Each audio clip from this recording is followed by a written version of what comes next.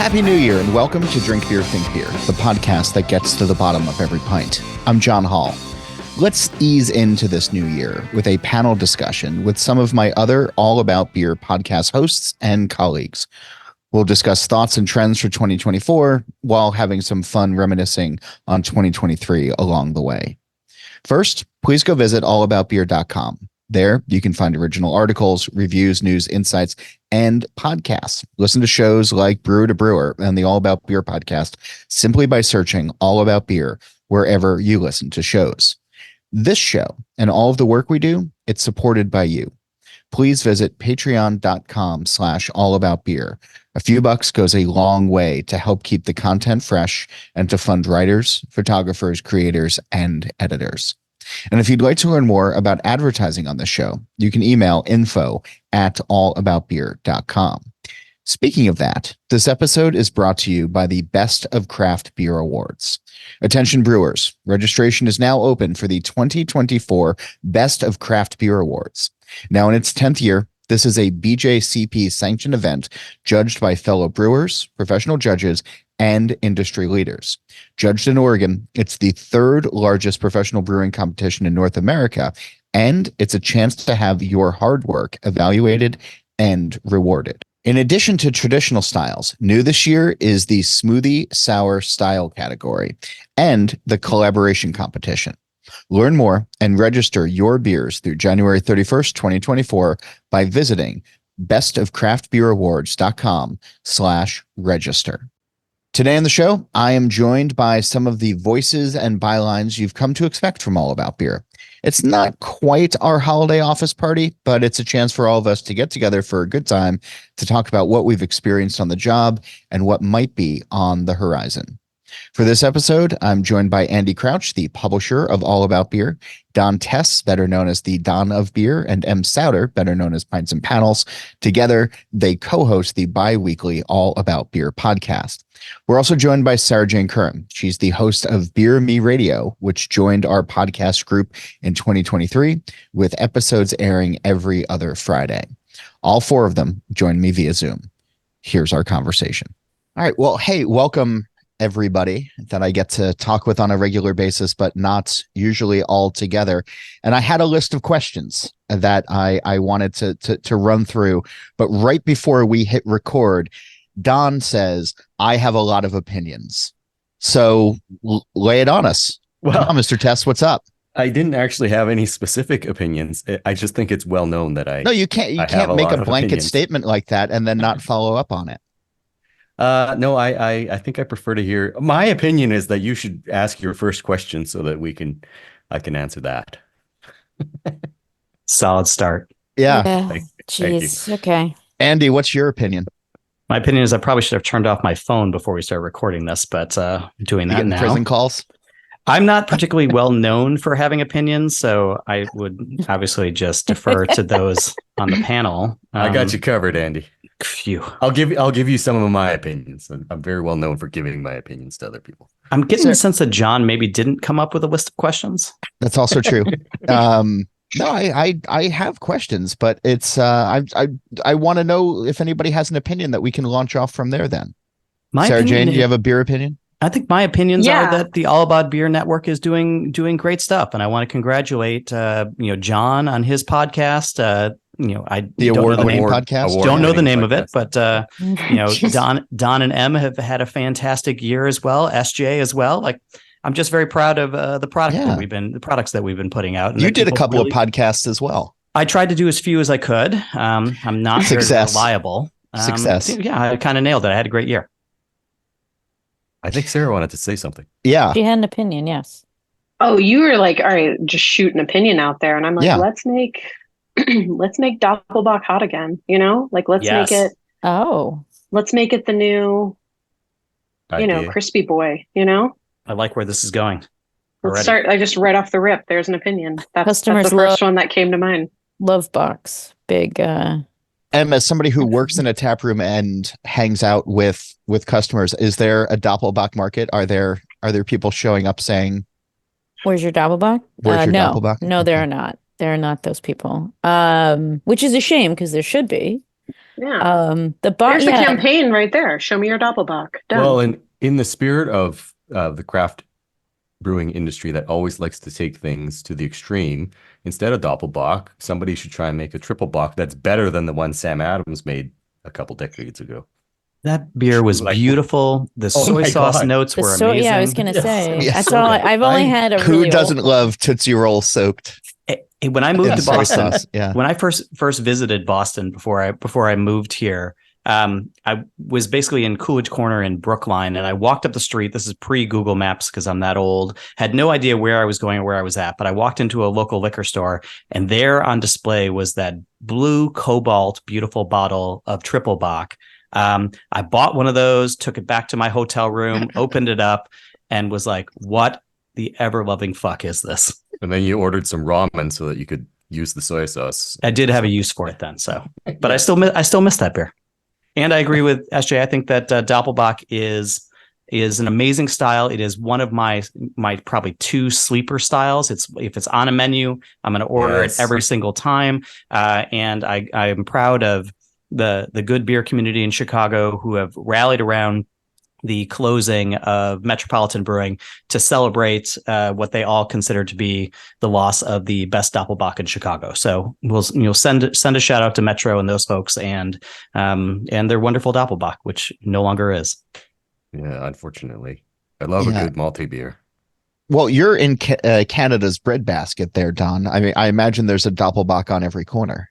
I prefer to say beer basket because we grow barley, which is not good for bread. So it's really Canada's beer basket. Okay. Well, good try, John. Now, do you have any questions? Yeah. Well, Andy brought up the closing of Metropolitan in 2023, and the final numbers aren't out just yet, although there's been some early numbers in the mid 300s, which I'm expecting are going to grow after the end of the year. But was there a brewery closing in 2023 that hit you, and this is a jump ball, especially hard? Well, the answer is Anchor. Yeah. I mean, that sucked real hard. Not that Anchor is ever like super fresh here in Connecticut. No. But it was every time I flew out of San Francisco, which was not a lot, but I had to have an Anchor at the airport, and the Anchor at the airport was always just like, that beer was so good. And that sucked. Because that's a loss of like us, not just a brewery, but a style. I mean, they are the steam beer California Common. It would be like if Guinness closed, or like trying to think of another brewery where like that's just like any kind of like any Jamaican a brewery synonymous with a style. With one style. West Mall. If West Mall stopped making triple. Yeah. And it's, not that like Anchor is like the greatest beer in the whole wide world, but it's still just like, or like Anchor. Not anymore. It's not. Steam. Yeah. It's that was actually like kind of scary, to be honest. Oh, and it happened so fast. Like it's not like there was really much news of a decline. They said they were going to retreat to the California market, and then like a week or maybe 2 weeks later, it was we'll just hold up. Yeah, sorry, not padlocking the doors, emptying the tanks. Don, you wrote about it quite a bit. With talking with some folks that were trying to save it, and it doesn't seem like much of that ever came together. It's a bizarre situation. For those who don't know, I used to practice law, and I used to practice law sort of in this area, although in Canada. So I am somewhat familiar with the process, and the process that they're going through. What's happening with Anchor with the sale process is bizarre to me. I cannot believe it is taking as long as it has. These things typically. Oh God! I had to sit next to Don when he explained this at Metro. This is going to be just get in and get ready for a lengthy explanation. It should have been super fast. The other thing is that as John mentioned, I interviewed a whole bunch of people for some stuff I wrote, and they've all ghosted me. Like, I want to write an update, like what's going on? Why is it taking so long? And nobody will talk to me. So something weird is going on. That is weird. Yeah. Anyways, ominous. Andy, you wrote about the more personal side of Anchor in 2023.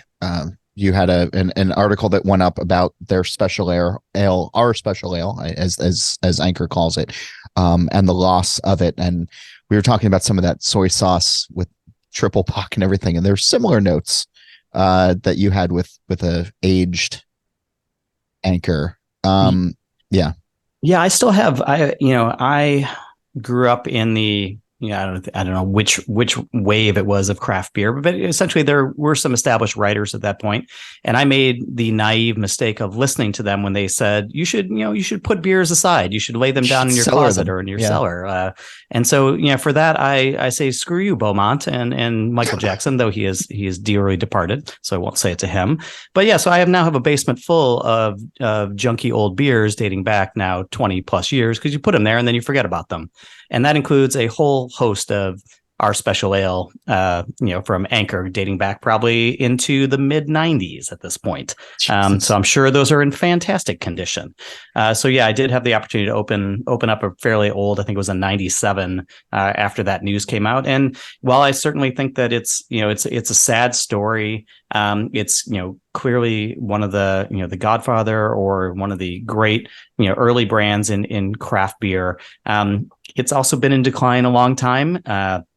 It was not treated particularly well after it was sold. You have raspberry wheat beers and other things, sad styles coming out of there. Yeah, they're hazy IPA and some of the other, and it's just stuff that never made a ton of sense. And so for me, Anchor died a long time ago. It just wasn't fully put out of its misery until more recently. And like Em said, I don't know where it was distributed in nearly every state in the union, and the quality of that beer was probably not great because it wasn't producing that much beer. So for me, Anchor, while he's certainly a sad tale, is not one that I will spend too much more time thinking about. And I think all the ideas that it's coming back are fairly ludicrous as well, but I'll leave those to Don to talk about. But for me, I think the big loss for me is Metropolitan that I referenced earlier. It was a classic lager brewery in Chicago. Chicago's beer scene is, while incredibly well developed now, is actually pretty young. Some of the old hands there are Metro and Half Acre, obviously putting aside Goose Island. And those breweries are only like 10, 12, 13, 14 years old. And to see a place like Metro, which produced so many great brewers and had a touch point. There was a touch point for so many who went on to open their own spaces throughout the city. Doug and Tracy ran a really great operation. I was very happy to be able to be back in Chicago about a month ago. My first stop off the plane was Metro because I had a pretty good idea that this was coming after the bankruptcy filing. It didn't look like they were going to be able to get out from underneath the lease obligations at all. So I went in there to have one last Hellas and was very happy to have Don beside me to be able to introduce him to that place before it went. And then you regretted it. I did regret it because Don wanted to drink thimbles full of beer, and that is not really Metro's scene. But the server was fantastic. The staff is great. The beer was fantastic. Hellas tasted wonderful. It was one of the best beers I had that whole weekend, and I attended the Festival of Barrel Aged Beers. So I'm glad I got to go and say goodbye to it. But for me, that one hits pretty hard. Sarah Jane, was there a brewery that closed in 2023 that you're going to miss? I mean, Anchor's team definitely a hit. And I think it was just kind of it's definitely an indication of, I don't think this is the last that we're going to see.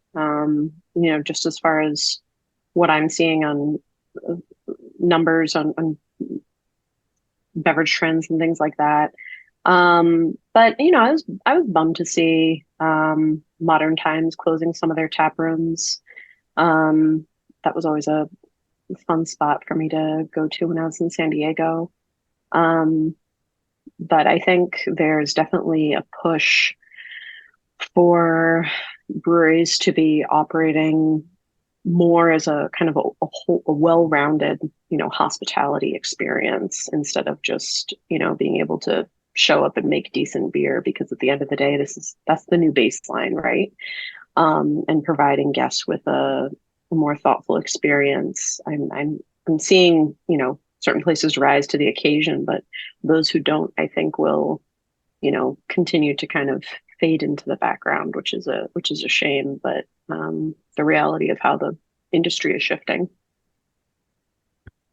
Yeah, it's interesting, right? With a lot of these breweries that are closing, because I keep, if you're following on social media, it's people announcing, hey, Saturday is going to be our last service and stop in and share some memories. And there's been a whole ton in Jersey over the last maybe 6 or 7 over the last 6-7 weeks that I actually had no idea existed in the first place, which makes me a bad local beer drinker. But there's been so much choice out there for the last couple of years that, these small places that have been able to serve just a local town and a local community that are going out. I'm wondering what kind of loss that's going to bring to an overall beer scene in the new year, and how many cool breweries we might have had the chance to, or I might have had the chance to visit had I been able to get out more. But yeah. Don, sorry, Andy, you just unmuted. Oh yeah, just the Brewers Association just put out its sort of numbers for 2023, and they're not fully complete, but just looking at them now, they're looking at, we still had, while we had 385 closings that they noted, we're still up on the year in terms of number of breweries because we had 420 that opened. And this is, we're kind of getting back to how this was, 10, 15 years ago when we had about, this is back in the days when you had maybe 1,500 or 2,000 breweries, and you had 50 new ones open a year and 50 new ones close a year. Breweries, just like restaurants or small businesses, close for a whole host of reasons. They have, disputes between partners. They have catastrophic, failure, whether it's a fire or flood damage or something like that. Or they just have, dispute among partners, whatever it might be, in addition to tired. Yeah, exactly. We're seeing a lot of retirement as well. And that makes sense as well. And, frankly, places aren't selling to other people so much now as, you can open your own space, take over somebody else's existing business. So, I don't think it's as dire as, we see all these headlines and we're just not used to them, but we're kind of getting back to how things used to be. Yeah, no, I agree with that. So over the course of 2023, I imagine all of you had, and I know speaking with most of you, have had interesting conversations with interesting people in and around the beer space. What's something from your reporting, from your conversations in the last year that's stuck with you that you'd like folks to bring into, I don't know, a better beer consciousness or bring into their beer consciousness? John, you're not going to like my answer. Is it an answer or an opinion? Yeah, it's an answer. What's your answer, Don? I am finally seeing people care about protein levels in malt. That's just because you've added a couple of new mirrors to your house. No, I've actually seen, I've actually read and listened to a bunch of things, people talking about protein levels in malt that didn't come from me. So I'm excited about this. I think it's going to be as craft beer is adopting more lagers, making more lagers. I think it's going to be a more important issue for brewers to understand and for the public to understand. Andy, that soy sauce flavor comes from somewhere, and I think it's finally happening. And you can probably tell from the inflection in my voice, I am genuinely very excited about this. This is the first time I've ever heard you talk about this subject. So I'm a little bit surprised. In 2023, we took a trip to to Germany and we're in Bamberg and we're touring the Weyermann facility. And everybody who's on this trip, we're excited, we're giddy. We're seeing historic equipment, and the air just deflated out of the room as we all started drinking beers, as Don started talking about protein levels in malt. And it was just, you could feel the oxygen. You guys. I mean, it was awesome for me and our host. We're just excited that something gets you that excited, Don. So just keep living that best life. We support you. Weyermann won't accept barley that has more than 10.5% protein. I mean, come on. That is exciting stuff. I will grant you that. My kids were just talking about that last night, and I was like, guys, enough with the Weyermann stuff and the protein levels. They're so into it. Anyways, I'm the only one who cares about that. Please, somebody else give their answer. Yeah, Sarah Jane, was there something that stuck with you in all of your conversations? Oh, you're on mute. Or she stepped I'm so away. sorry. This is bound to happen at some point. I to actually echo Don's point here, I've had some really great conversations about local malt production and kind of thoughtful malt sourcing, kind of more around the Hudson Valley. But I think one of my favorite conversations was actually with Jennifer Jordan, talking about hop history.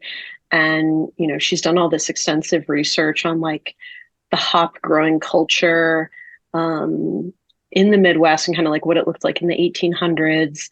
And she kind of told this like not funny story, but basically like in that time era, if like women hadn't found a husband yet, they would be like sent to go to a hop harvest.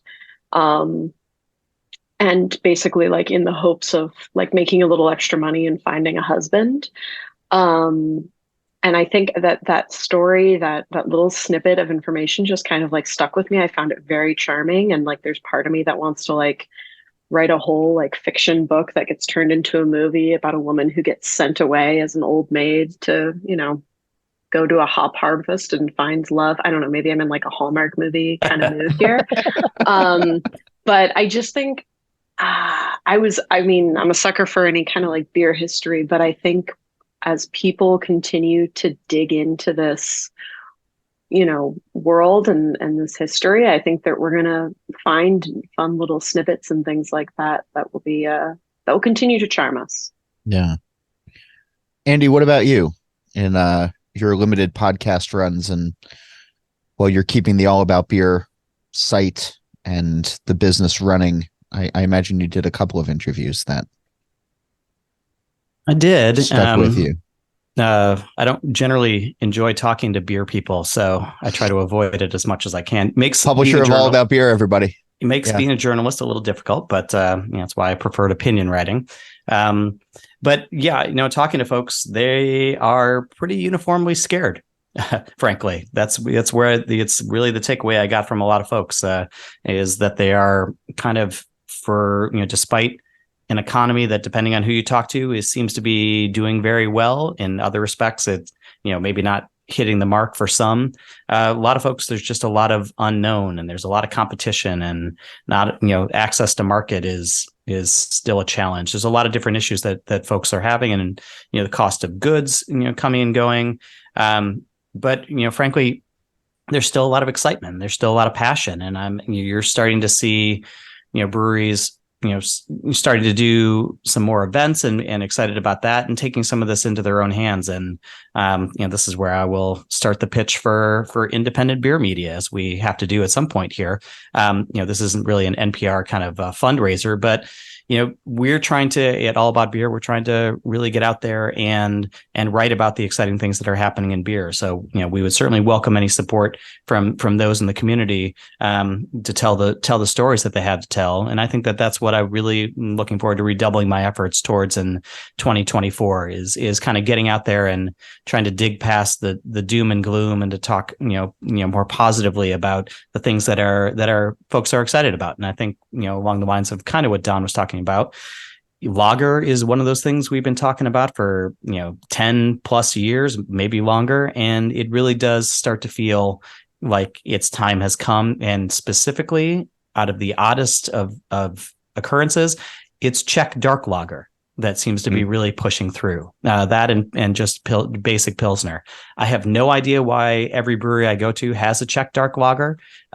This is stuff that I've seen some folks talk about online, whether it's Doug Valecki at Revolution or others. But man, I'm really kind of into these breweries that are trying to push their boundaries, maybe replacing their stouts and their porters, which really seem to have fallen off in favor with, if somebody wants a dark beer option, they're kind of giving them this nice, malty, pretty well balanced, smooth drinking Czech dark lager. And I'm definitely here for it. Don't forget about the rise of dark mild as well. Dark mild, exactly. Yeah, I was just at Trillium a couple of weeks ago, and they had a lovely 2.8% mild, dark mild on cask, and so that's combining a whole bunch of stuff that I cannot imagine anybody besides myself is buying. But maybe that'll be the case. So I'm excited for it. If I was there, I would have bought one with you, Andy. So I would also two have pints, 3 pints. Look at that. They would have sold all of us would have. We would have killed the cask. Yeah. Yeah. Yes, we would have. And out of your conversation, I know Andy was talking about people being scared and sadness, and I know you come up against some of that, but I feel like there's usually positivity around the content that you're doing, and through pints and panels, and working with breweries that see value in working with artists and want to support those types of things. What did you take away from last year? What was something that stuck with you? I think I was just going through all the podcasts if that's a fair assumption, by the way. Yeah, well, I mean, that's one of Pints and Panels and myself's like core brand. If I have brand tenants, is positivity. I mean, there's a lot of bad things in beer, but there are a lot of great things in beer. I think one of my favorite conversations that we had this year was with Dr. Ron Beatson talking about New Zealand hops. I mean, they're changing the game in terms of flavor and what they can do down there. And it's just really like, that's cool. Like, it makes me realize that, maybe people are scared about closings and other stuff, but dang, there's a lot of evolution still going on. And there's a lot of cool things coming out of interesting places that aren't, the American craft beer scene. I spent not a fair amount. That's a silly thing to say. You took up residency in South America this year. I've gone to South America a couple times, and their craft beer scene and what the evolution and the experimentation is, it's like going back it feels like America 2013. And the beer's really, really good. And I really like Katharina Sours, like, I don't know why that in America hasn't caught on. It's essentially an Imperial Berliner Weiss with fresh fruit. And that seems... Didn't John Wakefield make that back in 2011? Isn't that a Florida Weiss? He probably didn't use... I mean, Katharina Sours would use like Brazilian fresh... they have... I judged the category, and they're like, this is this fruit. And I'm like, never have heard of that in my entire life. And they would bring it out and we could try it. And that was really cool. So I learned a lot about like Brazilian fresh fruit. But tableside fruit service at beer judging is... I know. Come on down to Brazil. Judging the wrong competitions. But spending time in it gave me the positivity, like going to Chile and trying brut IPAs brewed in Chile. Their love of amber ales. Man, did the Chileans fucking love amber ales. It's like, that's cool. Don't move to Colorado. It's fun. It's nice. I'm excited. It's exciting to see, and also drink craft beers outside of America. Every time I travel, I try to have a New England IPA because I'm a New Englander and I'm very proud of having a contribution to beer. And so going to other places and then going to Chile and being like, give me all your hazies. And they were all quite good. And they're very popular down there too. So, Sargent, I want to bring you in on this because I know your other job, your day job, you're out and you're sort of keeping your finger on the pulse of what drinkers are actually looking for, not necessarily even in the beer space, but beyond. And what do you see as on the horizon right now for what people who are visiting bars are looking to drink or excited about drinking? So I will preface my answer for the listeners. So my worldview as it is for beverage right now is in the scope of hotels. So I work on the Marriott global beverage team. And so everybody who knows me knows how much I love hotel bars. So you do love a hotel bar. I love a hotel bar. Yeah, he does. Yeah. So, and Don can attest, hotel bartenders love me. one day, and then the next day, for some reason, they don't. Right. It's so weird. Why. Yeah. Anyways. There is, I mean, look, people they will always consume, all the big brands, right? Like they're always gonna, Michelob Ultra, and I'm fresh off of reviewing a lot of numbers, like Michelob Ultra is basically performing like Tito's right now, right? Where if you were to, Tito's is a vodka where, like, if you were to add up all the sales of all the other vodkas, Tito's is outselling them by times 10, right? Wow. So Michelob Ultra is kind of performing like that right now. So you do have a lot of people really paying attention to, like, they do care about the calorie count. And basically the drinking habits really vary depending on like what kind of brand somebody is staying at, right? So behaviors of somebody at a Ritz-Carlton versus, a Four Points or Courtyard vary pretty drastically. But overall, there's a huge rise in cocktail consumption, and also like cocktail knowledge and curiosity in general, right? So you had the Netflix show Drink Masters launch in 2022 with their first season. They're going to be doing another season. And I think with things like that, you're getting people more excited about this beverage category that has otherwise been fairly intimidating. But I mean, the top sellers are still bourbon, tequila, espresso martinis, and then like low calorie beer, Chardonnay and Cab Sav. Like those are the top sellers right now. And you see some people get excited about local. But I think it's hard from like a hotel guest perspective, because local doesn't necessarily mean good, and local also means a risk, right? So if you're fresh off the airport and you've saddled up to a Courtyard Bistro bar, like chances are you don't want to roll the dice on something local. Chances are you're like, I just want the beer that I know is going to taste good, or the beer that is going to taste like the beer that I'm used to, basically. So yeah, it's a fascinating world, and seltzers are still popular, but it's shifting, right? You've got people shifting more to High Noon over White Claw and that kind of thing. So yeah, or even the RTD cocktails. Yeah, the pre-mixed canned stuff. Yeah, I mean, I was just on a Delta flight, and Tip Top RTD cocktails, the espresso martini and the old fashioned, were both available for sale, and I was just. Yeah, no, it's dangerous. Those bad boys go down like a little too easy.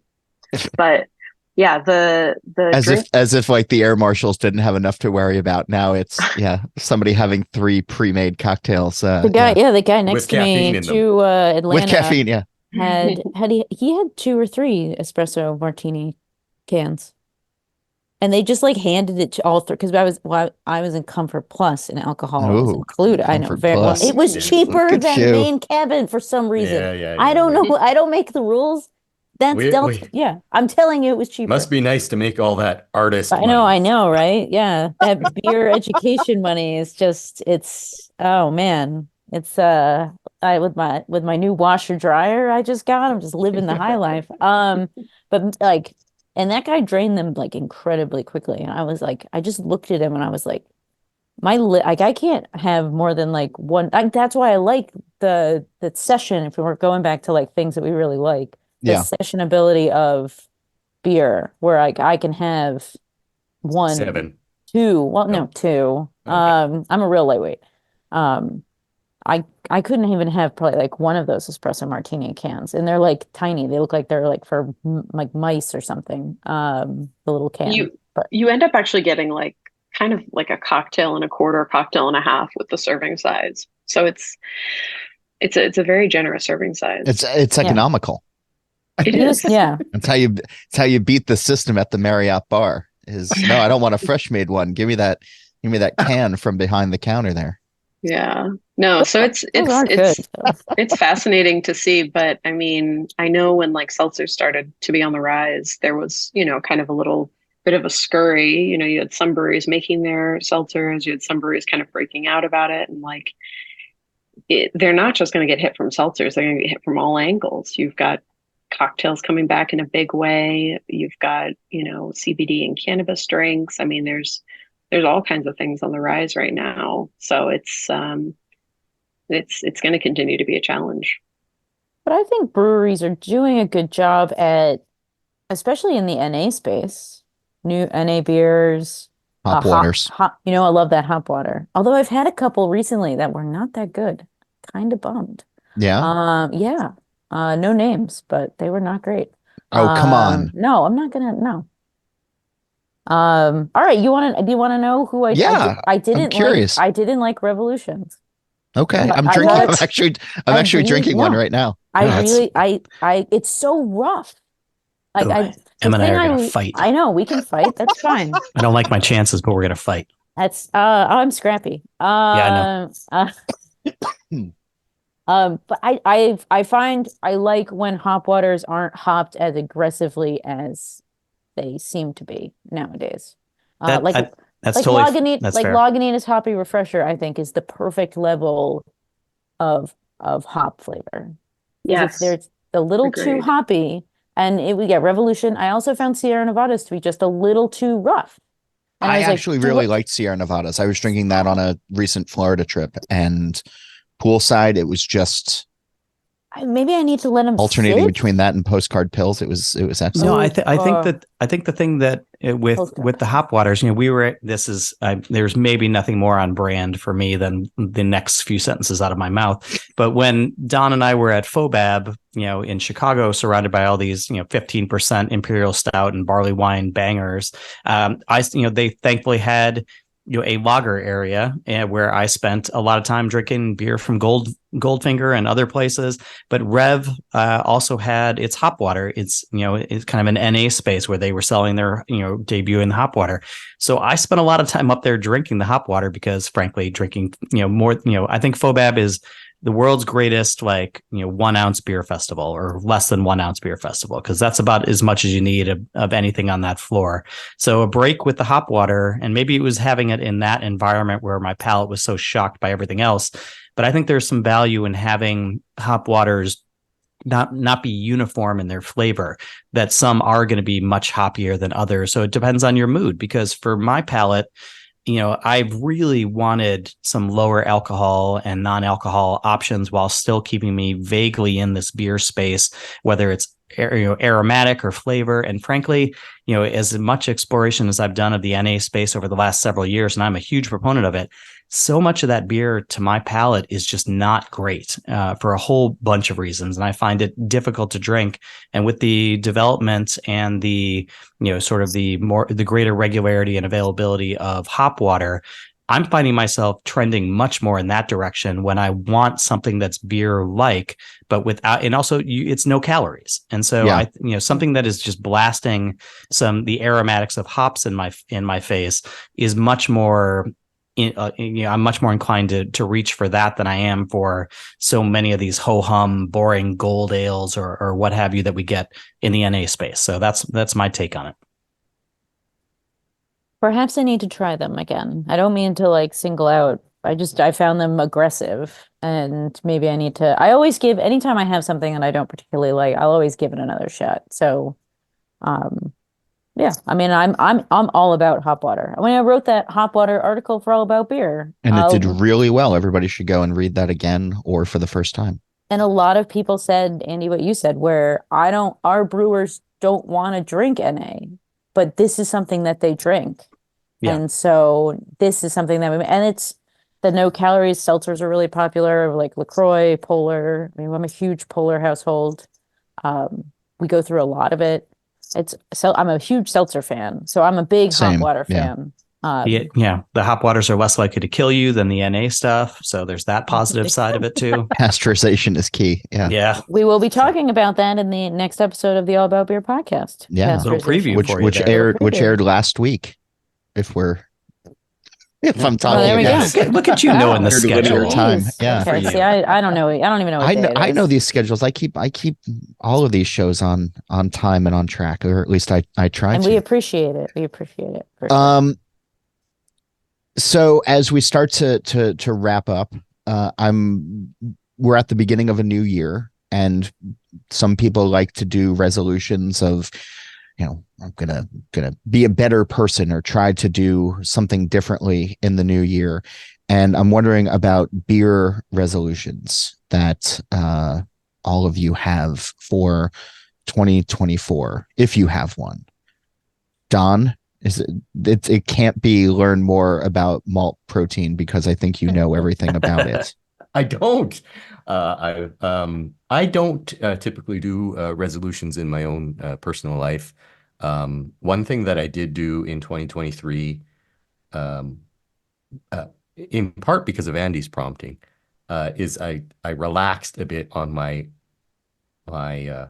madman pursuit of trying new beers all the time. There you go. Andy took the fun out of you. It's like the one thing that gave you joy. And Andy, Don spent enough time with me this year that yes, I wore him down on this. This is what I do to people. Just ask my wife. And I did. So your business partner. Yeah. Yes, true. And to be clear, I still tasted, I don't know what the number is, but like 1,300 new beers this year.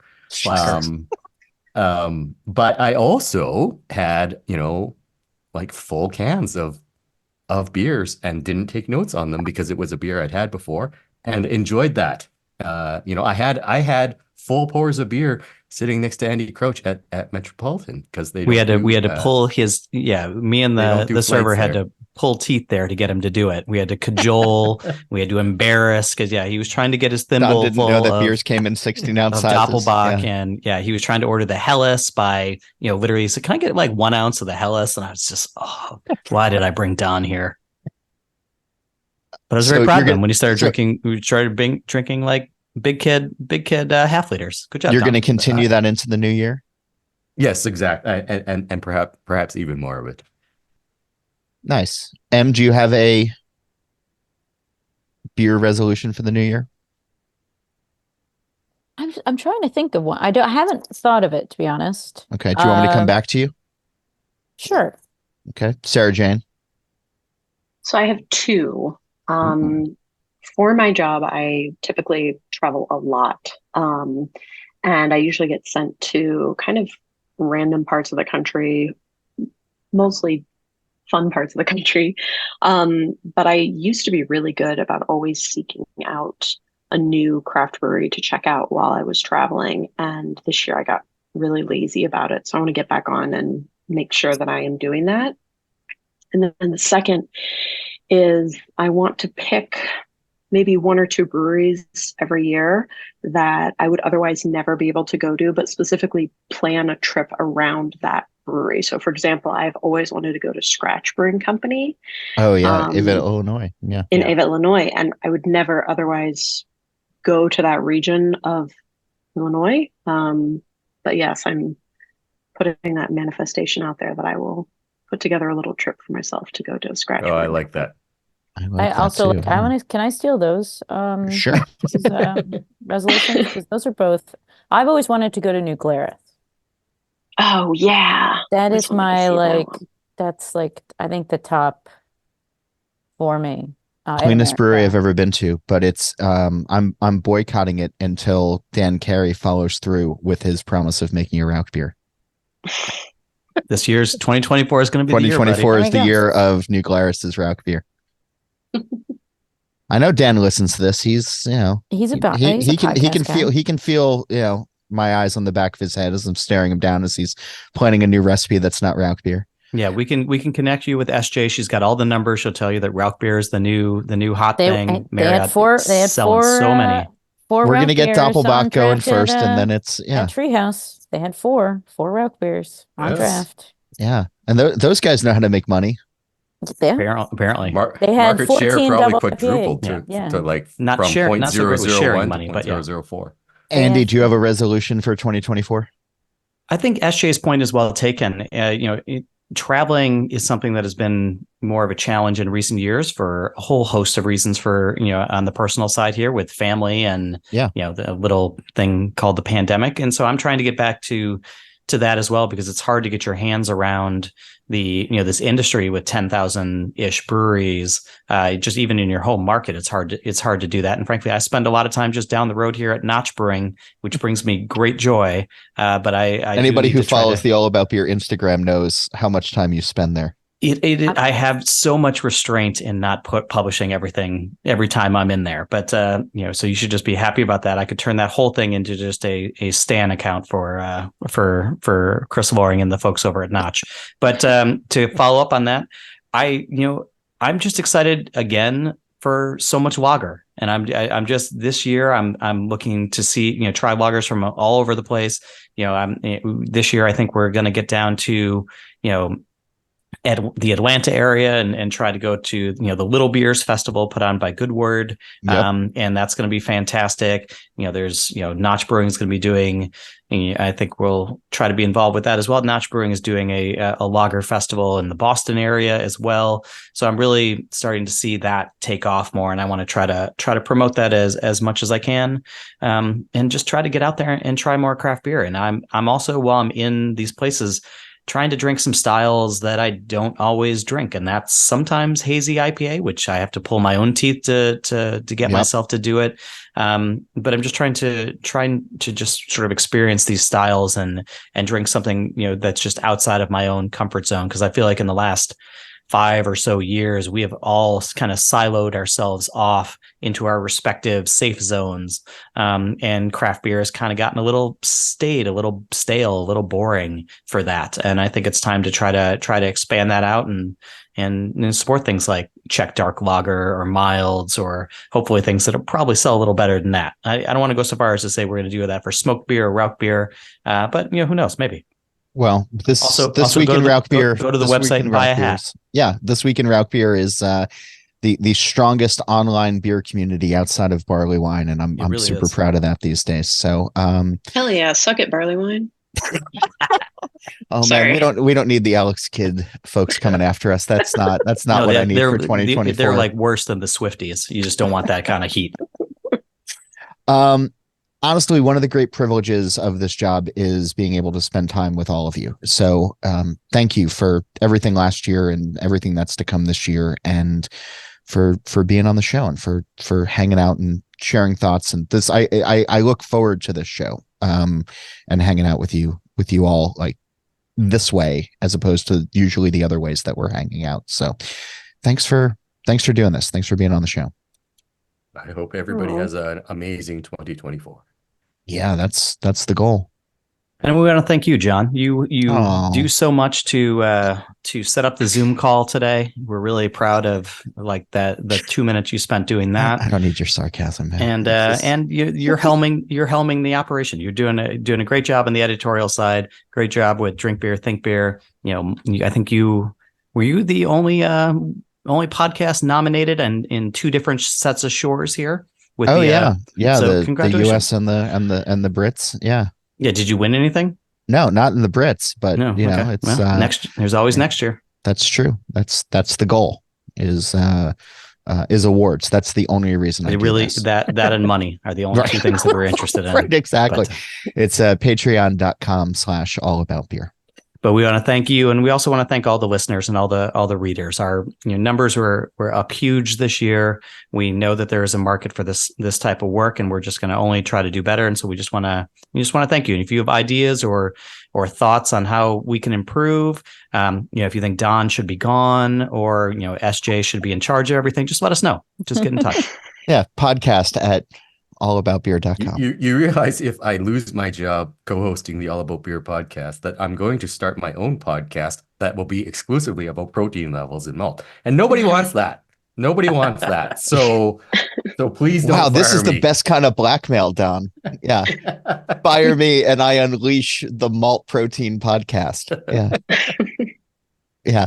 It's a daily program that lasts for 3.5 hours. It's yeah, I can't wait.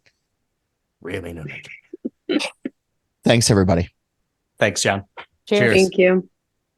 What would you like to see in 2024? What are breweries that you want to visit? What beers do you want to try? And what styles would you like to see more of? email me and tell me. It's John Hall. That's JOHNHOLL at allaboutbeer.com. That's also how you can get in touch with questions, comments, and guest suggestions. A reminder, go visit allaboutbeer.com. There you can check out the podcast page, the merch page, and read great new content as well as the archives going back to 1979. Don't forget, you can also follow All About Beer on social media at All About Beer. We're now on Blue Sky, of all things. And if you're interested in supporting journalism in the beer space, email us at info@allaboutbeer.com or go to patreon.com/allaboutbeer. Speaking of that, here's a quick word from this episode's sponsor. It's the Best of Craft Beer Awards. Attention brewers, registration is now open for the 2024 Best of Craft Beer Awards. Now in its 10th year, this is a BJCP sanctioned event judged by fellow brewers, professional judges, and industry leaders. Judged in Oregon, it's the third largest professional brewing competition in North America, and it's also a chance to have your hard work evaluated and rewarded. In addition to traditional styles, new this year is the smoothie sour style category and the collaboration competition. Learn more and register your beers through January 31st, 2024 by visiting bestofcraftbeerawards.com/register. That's again, bestofcraftbeerawards.com/register. Don't forget, All About Beer has a podcast channel now. Search and subscribe on your podcast platform of choice. Steal This Beer has new episodes every Monday, and the BYO Nano podcast comes out on the 15th of every month. And don't forget, go to probrewer.com every week for original articles from the All About Beer team. As for this show, Nate Schweber does the music, Jeff Quinn designed our logo, and I'm John Hall. New episodes release every Wednesday, and that's when I'm going to be back again to drink beer and to think beer.